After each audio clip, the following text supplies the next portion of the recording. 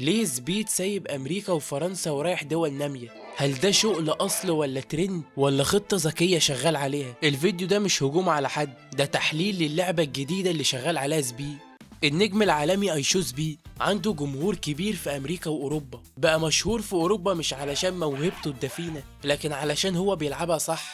اوروبا بتعشق حاجة اسمها كورة، وهو ربط نفسه بكريستيانو رونالدو فدخل قلوب جمهور كبير بسرعة. تاني حاجة المقاطع القصيرة، التيك توك والشورت نشروا اسمه قبل ما الناس تشوف اللايفات بتاعته. تالت حاجة الشخصية، صوته، حركاته السريعة، مواقفه تضحك حتى لو انت مش فاهم انجليزي. بس السؤال، ليه فجأة بقى بيزور دول نامية؟ كل اختصار لان الدول المتقدمة اتحرك محتواها. سبيد في امريكا مثلا محتوى عادي جدا، الناس شافته قبل كده اتعودت عليه، مفيش جديد. لكن في الدول النامية كل حاجة مختلفة، اللغة، الشارع، الناس، ردود الفعل.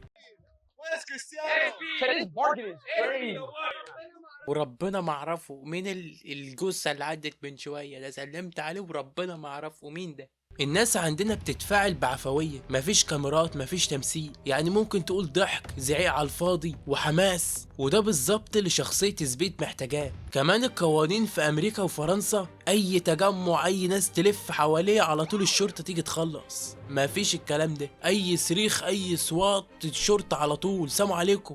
اي حركات زياده تويتش يقفل له البث، روح يا عم. انما في الدول الناميه المساحه اوسع والناس بتتعامل بروح، مش بيطلعوا التليفونات قالوا البوليس في تجمع. في نقطه بقى مهمه، الجمهور العربي والنامي عموما جعان محتوى. اي نجم عالمي بينزل الشارع الترند يولع، مشاهدات، تعليقات، شير. هل ده استغلال؟ يعني نقدر نقول كده بصراحه، يعني هو ده استغلال فعلا، بس برضه نقدر نقول ان ده اختيار ذكي. سبيد رايح المكان اللي يجيب له مشاهدات، اللي يديله عائد محتوى باقل مجهود، يعني مش لسه هيقرف دماغه. السؤال بقى الاهم، هل ده ترند مؤقت يعني هيروح زي ترند انترنت غير محدود؟ ادعموا الحملة يا جماعة، مش كده؟ ايوه الترند ده مؤقت، بس سبيد لو عرف يحافظ على الجمهور هيبقى جمهور ثابت، مش هيفضل صوت بس وصويت في الشارع على الفاضي. في الاخر سبيد مش بيقلل من الدول النامية، هو شايفها فرصة، ويوتيوب في الاخر يعني لعبة ارقام. اكتب لي انت ايه رأيك. كان معاكم عبد الرحمن في المجهول، والسلام عليكم ورحمة الله وبركاته.